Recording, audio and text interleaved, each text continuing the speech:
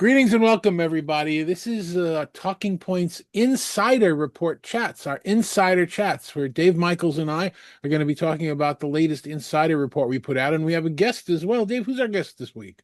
We got another Dave. We have Dave Dungay, who is most famous for his prior work in a website we should be unnamed, but is also well known in the CXM in the awards industry. Are you there? How you doing, David? I'm good. Thank you very much for that intro. Yes, my current position is at Customer Experience Magazine, where I am embedded in the CX space. Absolutely. And I love how you have all 12 of the books that you own on display there. All 6 of the books you own on display. That's great. And because we have 3 Daves or Davids on this call, I just want to make it easier for everybody. Just call me the smarter Dave, if that'll be the to clarify.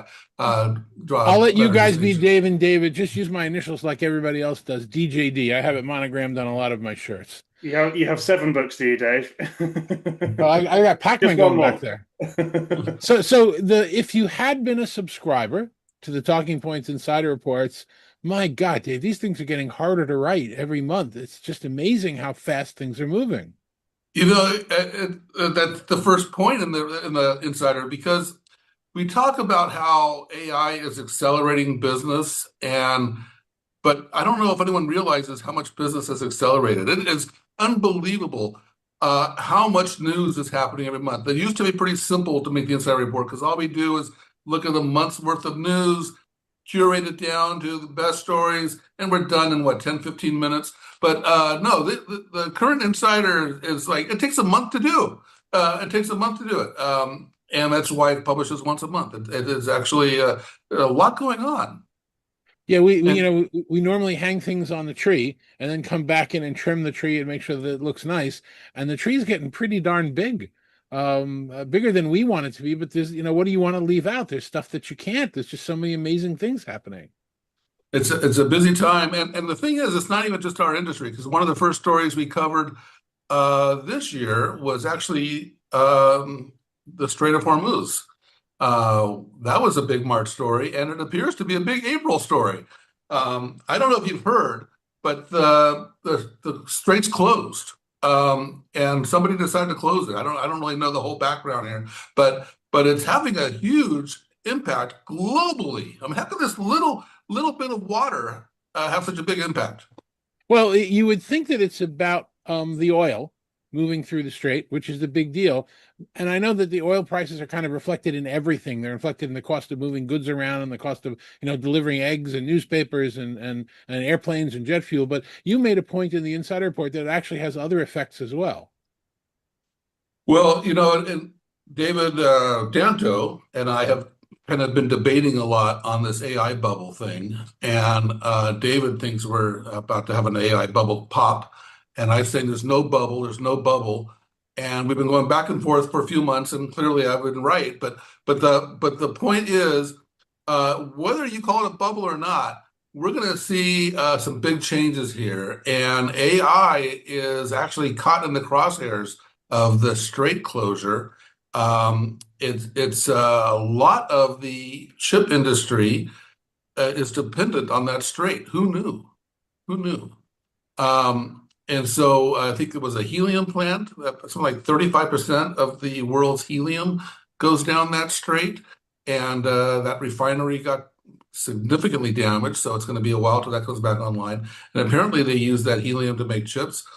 We're already seeing a lot of revisions to AI forecasts, partly because things are getting more expensive, partly because they can't get parts, partly because companies like OpenAI are reprioritizing their priorities.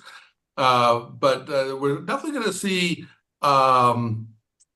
a correction, but I wouldn't call it a pop. What do you think, Mr. Dungay? You going to say something on this video? Yeah, absolutely. So look, I'm a Brit looking from afar, but it is obviously hitting us at the pump as well when it comes to the cost of energy. I'm looking at this the AI industry, and obviously it's an energy intensive space. We're seeing a complete global shift in how that energy is going to service that market, and Trump's been very clear to his allied partners, of which UK is one of them. Hey, if you need oil, America's open for business. So there's going to be, and you've obviously got Russia sitting there as well with their reserves. So there's going to be a huge shift in global supply to this market. It's the energy's there. It's just how do we all get it? How do we redistribute But it? this is Who on does top need of, it? and Mr. Dungay, you've got an opinion on this, I'm sure, being a Brit, but this is on top of the last few months of, I would say, a rising animosity toward the U.S. There's the whole NATO issue, there's the whole Greenland issue. We've been seeing a big rise in preference for data sovereignty, which wasn't there before, as wasn't as strong before. And I think that my sense is that a lot of Europe, for some reason, is blaming Mr. Trump on this for the closure of the strait, and in turn blaming America for this. That's something that could have been avoided. Yeah, If you, without getting too political on this, I think that probably is a fair assessment. But I think it's not just the strait. It's Greenland, like you mentioned. It's every week there's a kind of a strategic political announcement as it seems, and what that means exactly. I think it's the confusion for the markets, for technology providers, and what that means downstream. That's the thing that's not clear for people. It's the uncertainty, and whether Trump has this grand master plan or not, who knows? But it's certainly making things uncertain for everyone else. And Dave, the metaphor that I used around this bubble idea is not so much that it's a bubble. I mean, I use AI every day, all the time. You do, we all do. It's become part of our workflows. People have started to learn how to master it. I'm not anti-AI, but or at least I am, but not that much. But the concern that I have, we use the metaphor of mountain climbers all on the same rope. And that's really what's happening from the financial side of these AI companies. Meta makes an announcement that they're doing something and they're paying for it with AMD stock, and AMD is paying for it with OpenAI stock. And these guys are it's the same dollar that they're all passing around between the companies. And when you get a global disaster, like I can't get the helium to make the chips, or I can't get the memory that I need in order to be able to GPUs, all of a sudden it doesn't just take down that company, it takes down everybody on the climber's rope. And that's the correction that I think is going to be coming back, because there isn't really enough isolation. There aren't enough firewalls between these companies. They're all playing with funny money, and the music's going to stop, and there aren't going to be enough chairs.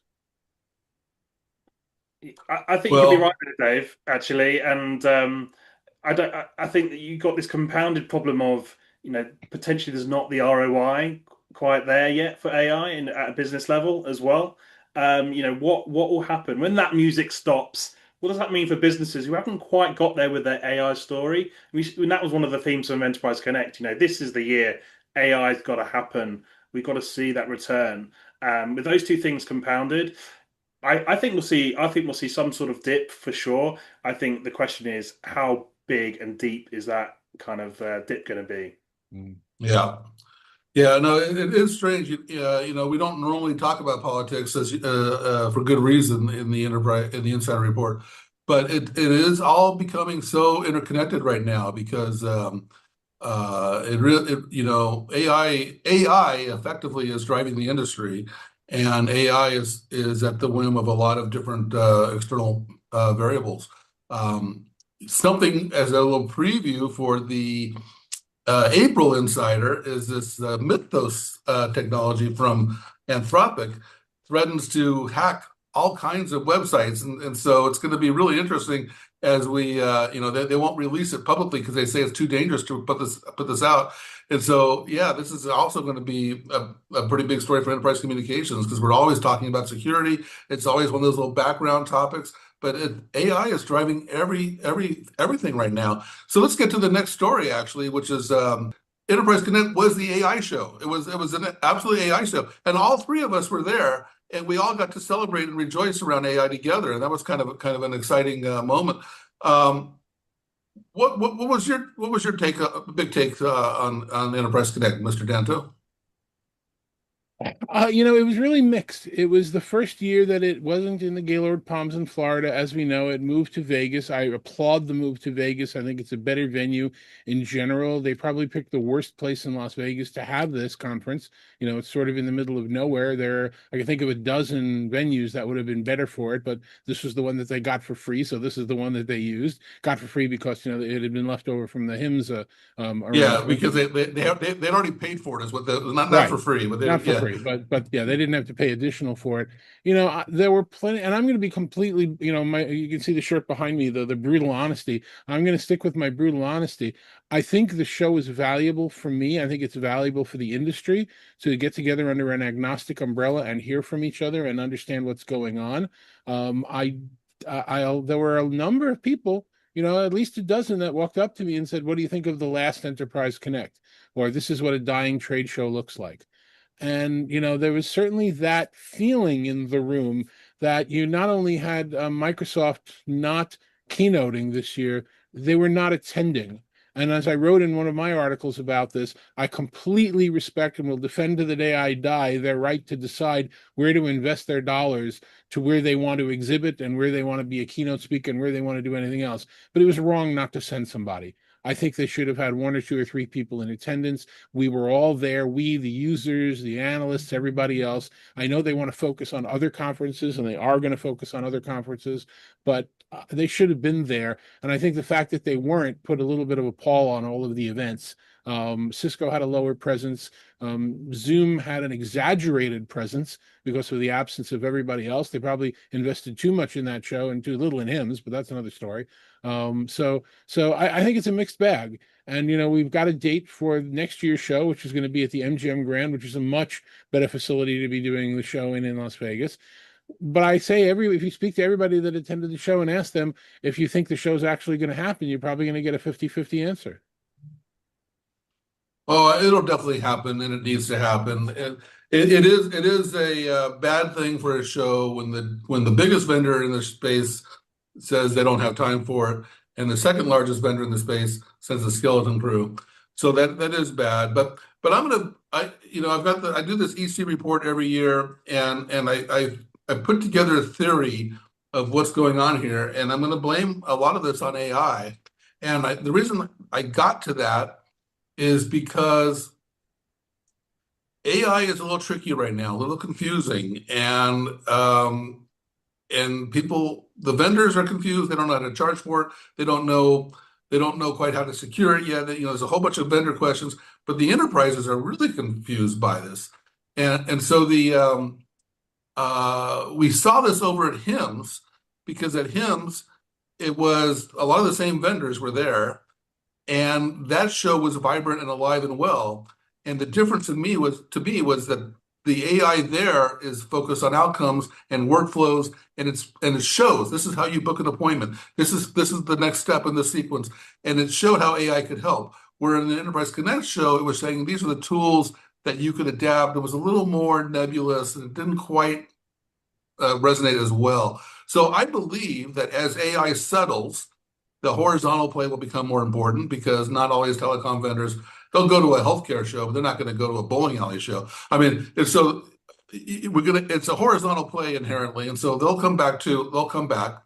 But I think there's a number of things that the conference has to do to kind of re-gear for this transition, which to me is to prioritize around industry needs.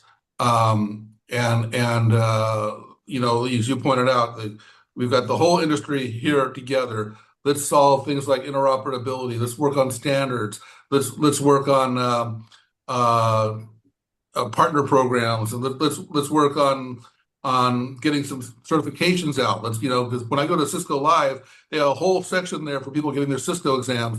But you can have a smaller section for Cisco exams, Microsoft Teams exams. Let's get all these engineers there. And so I think that there's an opportunity to make the show a little more industry focused as this transition plays out. Because last year's EC keynote, I went back, not keynote, paper I wrote, it said the big theme was agentic AI. And I thought, well, wait a minute, that was this year. And so things are kind of moving a little slowly there. And like I said, there's some confusion. But I want to get to the biggest story. The biggest story at Enterprise Connect had to be the Salesforce drop. And so, Mr. Dungay, how did you react to that? I mean, I can't say I was overly surprised by it, but I will say I felt a bit sweaty in the room for some of their other partners who may not take the news quite so well, particularly Vonage, who was there in a bit of force as well. So there was that question mark over there. What does this mean for their current sort of partnership vendors? And then there was also the question mark: why have they built this themselves? Why didn't they acquire? I think we probably disagree on this slightly, Dave, but I think you acquire someone when you need customers. The Salesforce doesn't need customers; they have a lot. So they've built their own CCaaS solution to go alongside here. So I think it's a great move. It's a play for the customer interaction data, isn't it? And as that AI develops, that's going to be the battleground. We're going to see these CX experiences. Really, that's where it's going to happen. So that was the big story for me. What did you think? Should they have acquired or should they have built it? Well, I think it's going to be, the way Salesforce presented their new move into CCaaS, this is not going to be a quick path. This is going to take some time. It takes a while to build a CCaaS. And even Salesforce, which has a lot of expertise, a lot of cash, it's going to take a while. Amazon, it probably took them, I'm going to say 3 or 4 years to get it to a global state. And then it took them about 7 years to get into a leader's quadrant in the magical. And so it's going to take some time. And so I don't understand why they didn't acquire. I think, you say you go acquire for customers. That's a popular reason to acquire. A lot of companies acquire for technology. Zoom is actually really good at that. They tend to acquire little tuck-ins and go for the technologies. But the thing is, you look at what Salesforce has to build. They have to build a global network, and yeah, they'll go to companies like Bandwidth, and they'll get pieces. But they're going to have to put this whole thing together. They're going to have to get it super reliable. They're going to have to get it multi-channel. They're going to have to get things like FedRAMP, which are going to take them years to get accomplished. And so what they're doing, what they're communicating in their launch was, we're starting off small for SMBs, and all this little code language saying we don't know what the hell we're doing, and that's expected. We know it'll take time. So why didn't they just go and acquire? There's a lot of CCaaS companies in our space. A lot of them have this already all figured out, and a lot of them are dirt cheap. A lot of them are way undervalued because there's all sorts of confusion and uncertainty in the world. And so I think it would have been much better for them to have gone off and acquire a firm, because now they've really got to establish credibility just around dial tone before they can do anything else. But right. I like the way you described. I like the way you described the sweaty in the room, because the whole industry, the whole CCaaS industry, has partnered with Salesforce. They all will point to Salesforce and say, we have the best integration. We can do everything with Salesforce, and we can use their desktop, and we do everything for you with Salesforce. And it's like Salesforce just turned that whole ecosystem into they just basically buried it. They just buried that. And so all these partners that as of today are the greatest Salesforce partners know that the clock is ticking, and now they have to figure out a new strategy. And I think I'm betting on CCaaS. The phrase I've been using in my coverage is short CRM, go long on CCaaS, because I think CRM is heading rapidly toward obsolescence. Mr. Danto. Yeah, no, I'm a question. Here's a question quickly for you. What do you buy first? Do you buy your CCaaS first, or do you buy your CRM first? No, CRM is obsolete. There's no need for CRM anymore. You think? I'm seriously. There were three contact center keynotes during Enterprise Connect. RingCentral did one, Amazon did one, and Zoom did one. They all featured contact center. None of them talked about CRM. I take that back. They all mentioned CRM as another data source, just like a bunch of other things that they connect to. None of them considered it a CRM-centric view. Companies like Amazon already have a full customer profile capability. They can already do a lot of this stuff. The virtual AI agents is where the industry is going. They don't need an agent desktop. CRM is absolutely, and you can see it in Salesforce's stock price. You can see CRM is absolutely headed toward absolute obsolescence. It has a database which is cheap. It has a UI which we don't care about anymore, and it has some business logic which will be done with the AI and workflows.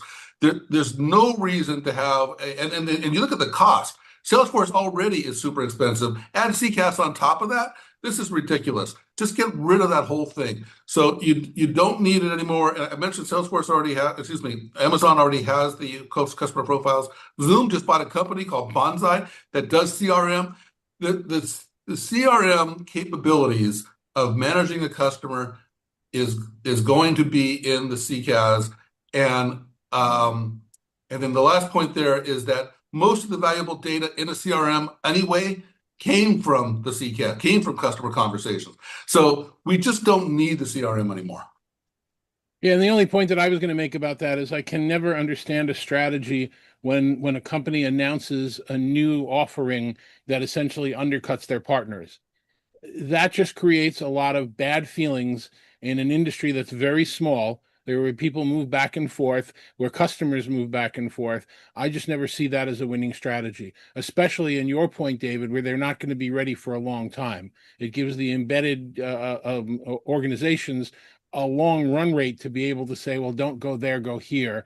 I just don't see that turning out well for anybody. But maybe it is that there isn't enough feed for all the fish in the barrel. That could be the reason that they're making the move. So that's my feeling about it.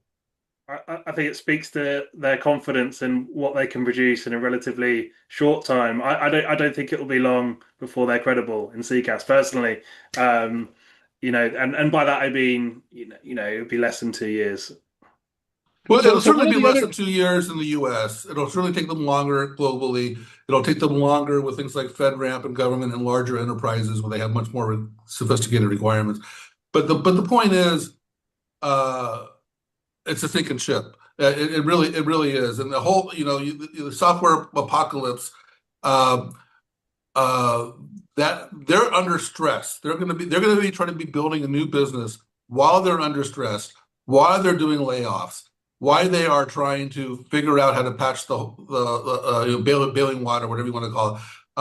And for CCaaS to effectively, for enterprises to reposition with a CCaaS-centric point of view is not going to be a lot of work.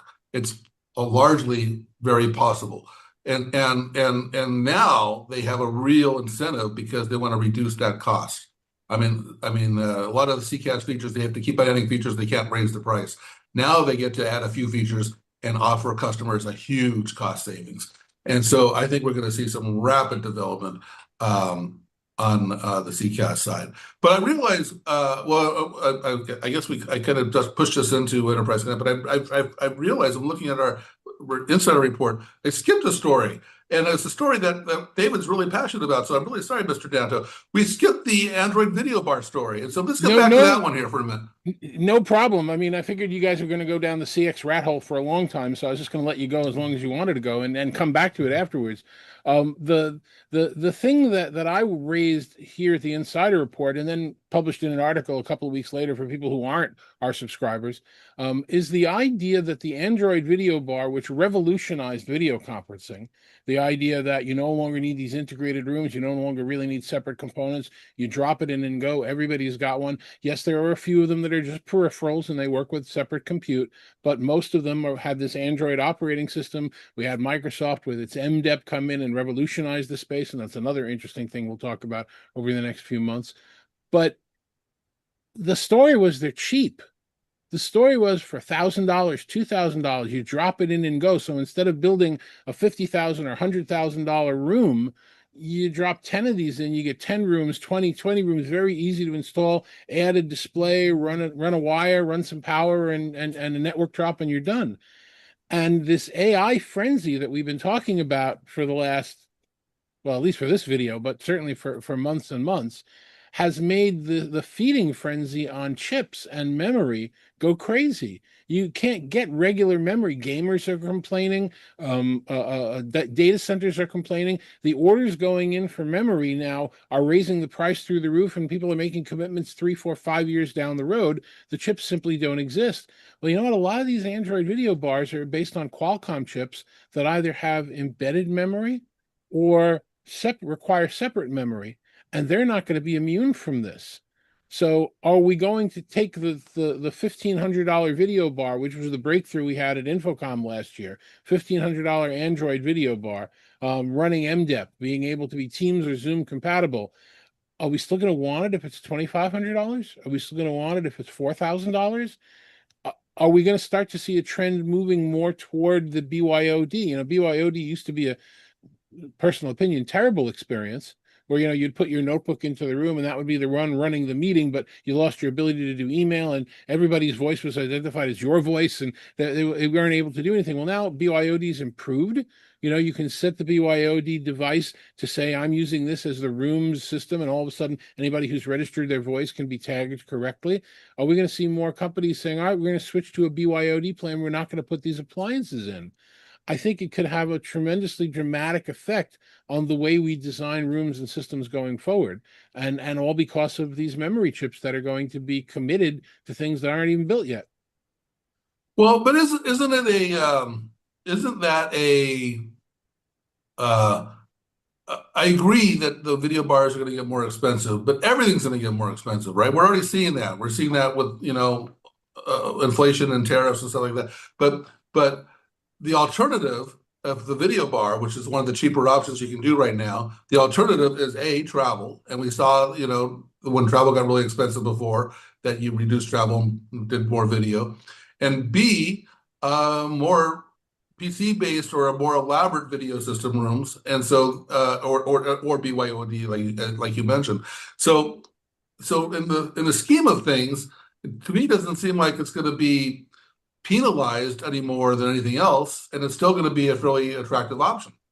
Well, I do think it's going to be penalized because if I've got 100 people in a company and I give each of them a compute device and I can use that compute device for conferencing, why would I spend $3,000-$4,000 on a video bar when I can now put in a peripheral video system in the room that connects to that BYOD device, in many cases wirelessly. In many cases, I can still manage it on the network, but I don't need to pay for an operating system and I don't have to pay for a room license.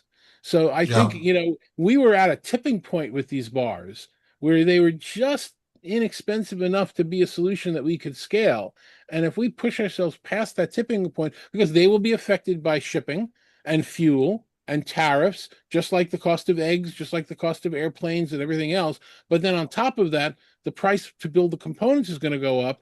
And this is another one of my pet peeves that I don't want to go down too much of a tangent on. But most of the companies that are selling these bars aren't making these bars. They're going to third-party ODMs that are making them, and that's the little secret that nobody in the industry wants to talk about. Then I say stupid because I'd like to know what ODM is making it, because there's some that are better than others.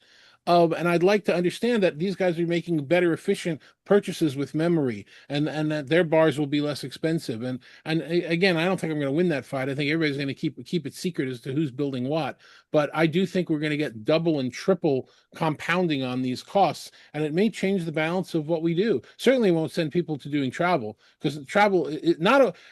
I wrote an article 10, 15 years ago, which I will stand by to this day, which is, you know, was telepresence killing travel? I said, no, telepresence was not killing travel. Travel was killing travel. The horrific experience is why I'm looking for some other option. You know, I'd rather do anything than have to go to the airport and deal with the airline. So I don't think that's going to change. I think we're all going to do as much as we can over video. but we're going to do more video over our general compute devices, which again puts Microsoft in a much stronger position and puts BYOD in a much stronger position for where enterprises, I think, will be going. All good points. And the one I was thinking of too is smartphones, because smartphones have a lot of memory in them. I think my smartphone's got, I don't know, a lot of memory, double digits memory, and they're going to get a lot more expensive combined with the tariffs, because none of those are made in America either. Well, most people today still rent or rent to buy or whatever, get their smartphone from their carrier. So, they don't care that it's a $2,000 phone because they're paying for it, $25 a month for forever. And that's the model that's worked for them. But in terms of equipment, you don't see that happening here. These are straight capital purchases from a lot of these companies. And again, I just think it's going to possibly sway the direction things go in. I think you're right, David. I think people time and time again have shown how price sensitive they are when it comes to video, and they will accept a slightly worse experience. If that's the right price at the end of the day, and that is what a personal device will give you, right? Slightly worse experience, but it'll still do the job. And I could probably get a dozen people on our video call here to argue that it isn't a worse experience, that you pair it with the right peripheral and with the right software, and it's just as good. And, that's a debate here or there. But the point is, these devices have been winning the market, or winning at least the majority of the market, based on the fact that they were cheap. They were easy and cheap, and you could slap them in. And when they're not, I think it's going to be an upheaval to that space. So that was one of the big stories that I don't think many people were prepared for, because they see the cost of chips going up and the cost of GPUs going up, and they think, oh, AI, we're going to have to build data centers in the ocean and on the moon, and they don't realize it's going to start affecting their cars and their phones and their video bars and everything else. Yeah. So now that I got my air out on that one, why don't we go back into the CX conversation and see what was going on there? That some of the companies, I know you had some information about Verint and a few other organizations. What were the big stories there?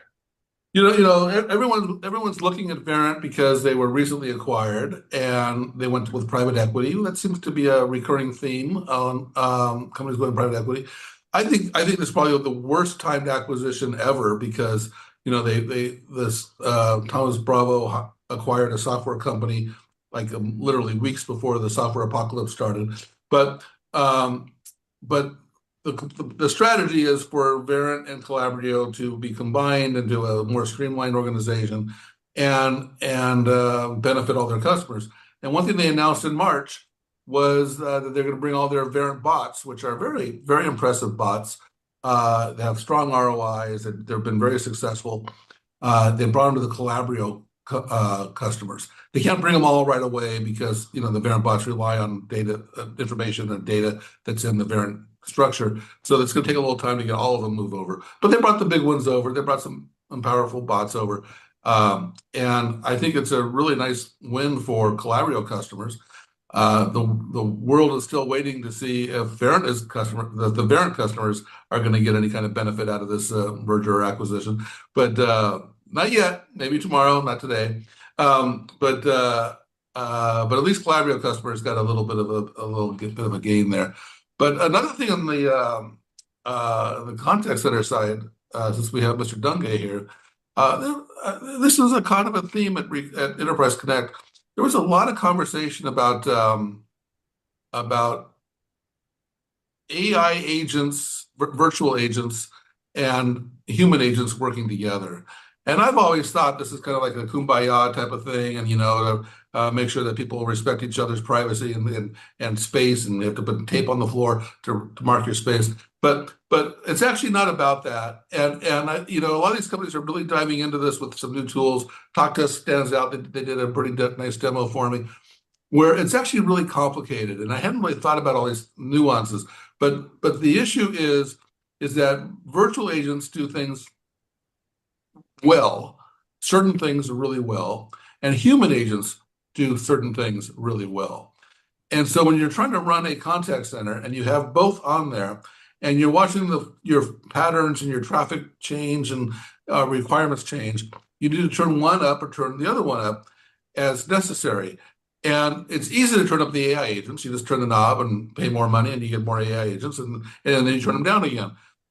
Human agents are a little harder to turn up because they tend to come with 8-hour shifts or longer shifts, and they tend to have a little more.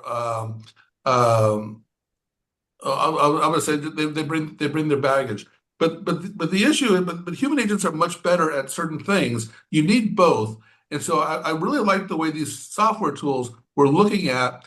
Well, okay, so you're going to have this kind of thing, password resets and stuff like that. Turn up the AI agents; they can do that better. But X percentage of those require a live operator for whatever reason, and they have to turn those. So the mathematics that goes into this, the cost of the AI agents, the cost of the human agents, the skills requirements of the human agents, the shift requirements, the seniority requirements, it gets really complicated very, very quickly. And I think it's a pretty interesting area for a lot of these companies to be planting a flag. Yeah, absolutely, Dave. I mean, in one respect, I feel like managing humans and AI agents on the same platform is only going to show that we are the inferior species when it comes to intelligence. But on the other hand, we know that there's been a big topic of conversation around handoff between agents and humans and who's getting it right, who's not. And that is a huge area where a lot of companies are dropping the ball. How many times have you been on a chat on the web, just want to speak to a person, and that experience is clunky, it's not straightforward. And that, I think that is really where the magic is in this kind of story, I think. But yeah, as I say, is it not gonna just show us all up as human agents? We're only good at the empathy now. That's our last bastion sort of of skill. Well, I was having a Actually, the bots are conversation. getting pretty good at empathy. I was having a conversation with an agent for a financial services company to be nameless a couple of weeks ago. And I was talking to them, and they were speaking back to me in beautiful, crystal clear English. And we were having a conversation, but I noticed every time I said something, their response was delayed. And I'm thinking, well, the delay is a little bit beyond the length of the delay that would be just accounting for the fact that, you have phone lines and digital and IP and everything else.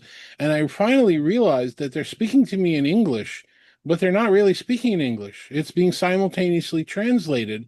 And is it being simultaneously translated from a contact center somewhere in a third world country, or is it being simultaneously translated from a bot? I honestly, I don't know. I couldn't tell. It scares me, and it now has me in a situation as a customer that's on the defensive.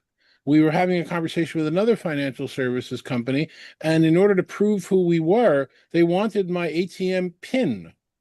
They wanted me to literally say my PIN over the phone to the bank that I do the PIN with. And I said, sorry, I draw the line there. And we have to stop talking and wait for me to be able to go to the branch, because I'm not going to. Who am I? Am I saying that to a bot? Am I saying that to the wrong company? So I think we're a little cart before the horse here with a lot of these technologies that we haven't really tested them on the public and seen what the response is. Dave, I know you wrote a great article a couple of months ago, a year ago, about trying to use the AI operator in a hotel, and the few words that it should know, it doesn't. And I wrote an article about a year ago about the idea that we're all enamored with this word agentic because it makes bosses sound like they can replace agents, which is not what it means. But I think a lot of these technologies are going to fall flat because we haven't tested them on humans yet. There was an interesting twist on the agentic thing by Jensen Huang, the CEO of NVIDIA. So much of the conversation with AI is how much people can I get rid of? How much how big of a layoff can I have? And Jensen kind of flipped it, and he said in one of his keynotes, if you're laying off people and you have lack of imagination, we're giving you a tool to be more productive, and the only thing you can think of is to lay off people. You're a failure at management. I thought that was a nice little table turn. But he doesn't care as long as you buy the chips. But I've had a couple interactions with an agent that I was sure was a bot, and I was having a text conversation with an agent, and there were signals that I was sure it was a bot, and I asked it, "Are you a bot?" And it said, "No, I'm a human." And then I was thinking, well, of course they would say they're a human. What, if they're designed to imitate a human, and then I kind of realized, does it matter? Does it really matter to me if it's a bot or, I mean, did my problem get resolved? In this case, it was a no, but did my problem get resolved? Yes, that's what matters. And do I really care? It's going to be one of those things. It's too new right now, but give it a few more years, it's going to be one of those things like race or religion or something like that, where you're not really supposed to ask. You must be a Catholic. It's like, no, then it becomes a rude thing, right? And so you must be a bot, because does that mean that I give you bad service? Does it mean I give you good service? Does that mean my English was perfect? What does it mean? And why are you such a bigot? I think the ultimate question really is, was my need resolved? And that's really all that matters.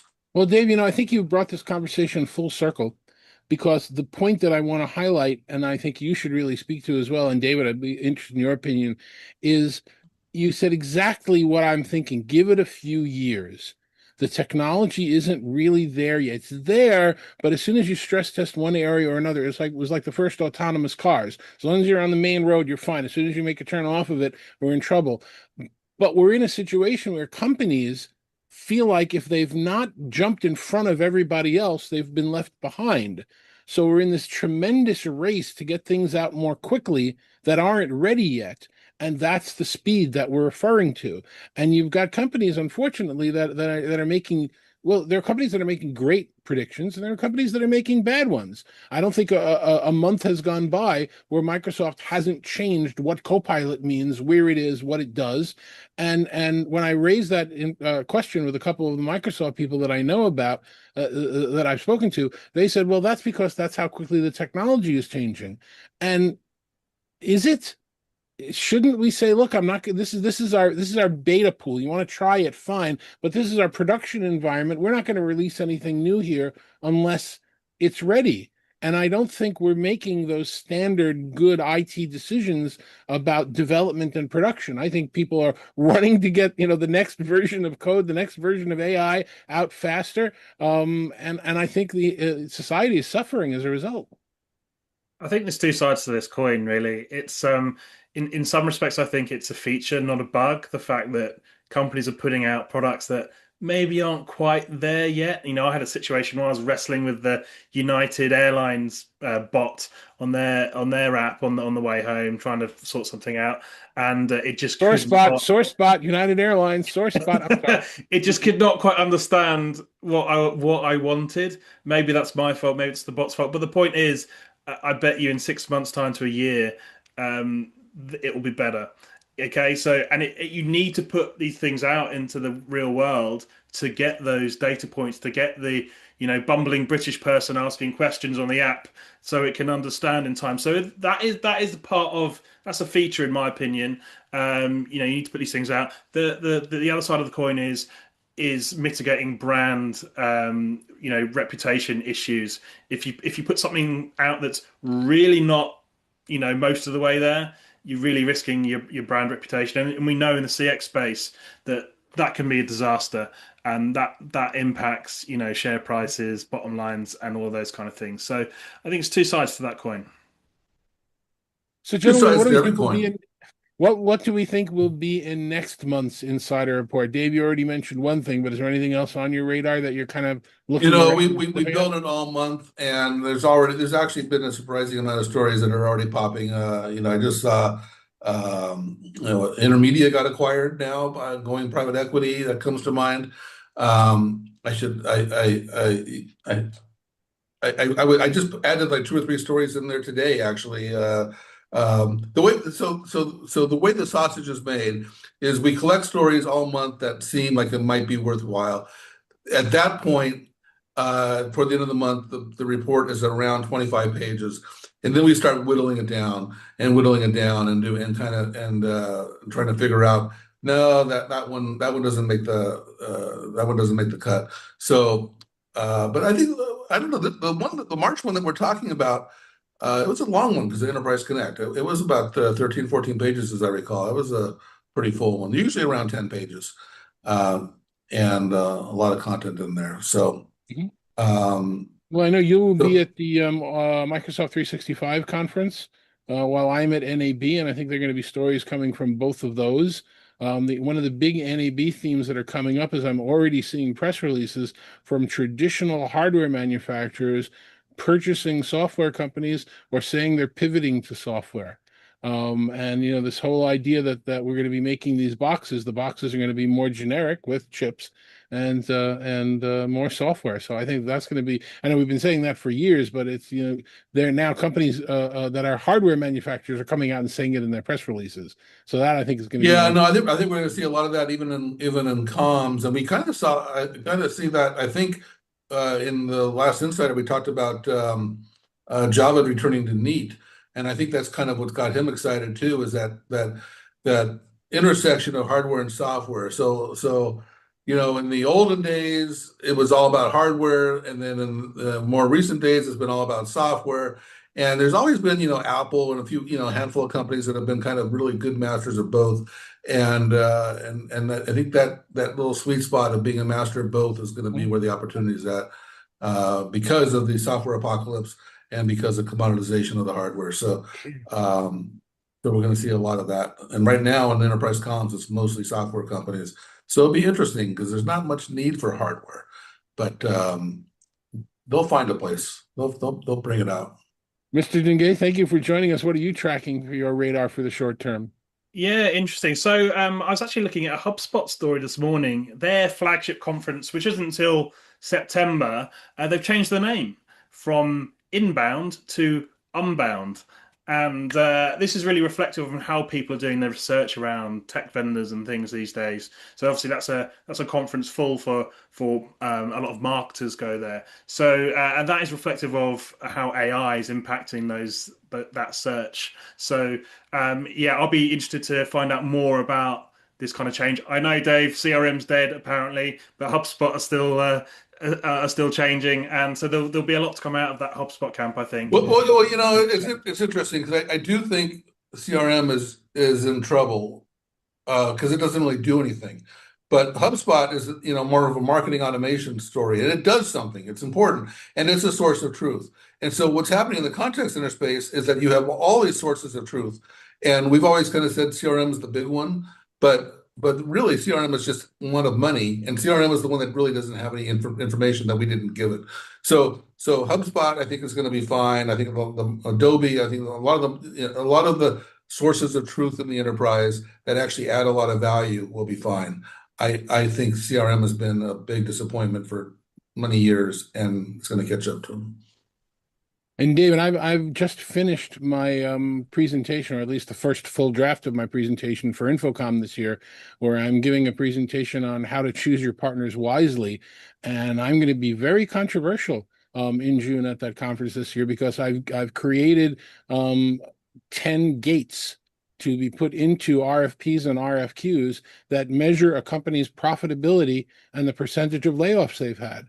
And basically, without giving you too many of the details right now, the gates that I put in basically say that if any of the providers you're going with, manufacturers or platform providers, are profitable beyond $1 billion, yet have laid off 5% of their company, they're disqualified from the RFP because that means they would rather do things for short-term gain in the markets than maintain support people and maintain people that understand the history of the products and maintain their bug fixes. So I think that's going to be a very controversial presentation, but I think somebody's got to come out and finally say it to protect the end user that are buying products from companies that are laying off the support staff. So I think yes, there are going to be some interesting changes this year, and I'll be happy to lead that one. David, where will we see you next? You're going to see me hopefully at InfoComm actually. So I'm looking forward to your the speech you kind of alluded to just there. And I'll just very quickly add to that. There is a movement that's happening, sort of labeled "people before profits," and some big business leaders do it. There's one here in the UK called Richard Tang, who owns Zen Internet. and that is coming to the fore. And I think as AI and the machines take over and people use that as an excuse to get rid of people, that will become more important in purchasing decisions ultimately. So I'm looking forward to. I'm going to sit in your session and see what you say. Awesome. So that'll make And two of David, us. will you be wearing your tuxedo at Infocom? Always. Always, always, yes. So Mr. Dungay, if somebody wants to reach out to you and find out what you're doing nowadays, how can they get in touch with you? Yeah, absolutely. Well, you can find me on LinkedIn. I'm there on a fairly regular basis, posting and whatnot. But you can also come across to cxm.world as well. If you're interested in the customer experience space, we talk all about it on there, and we've got quite a thriving community. So come and check it out. Final thoughts, Dave? Well, I just want to acknowledge that March was an incredibly busy time. We had the Ring Central event just before that. We had Enterprise Connect. We had Mobile World Congress. There was just so much going on in March, and of course, Enterprise Connect made our insider much thicker. April, I was looking forward to a nice, peaceful April, but it hasn't yet delivered that, and so I think April is going to be a pretty another packed issue, and yeah, a lot of stuff going on. And how can people find out about subscribing to the Insider Reports? Well, they shouldn't ask me because I'm kind of mean, but if they ask you, you might give them a discount. And so you should talk to Mr. Danto and ask him for his discount code. So we'll give you a link to the website so that you can see what it looks like right here. But sure, if you reach out to me and send me a note, we'll work out a discount for you. And thank you very much for watching. We're going to try and do these more regularly, at least monthly, because we do the Insider Report monthly. And stay tuned and look for the next one. Thanks very much.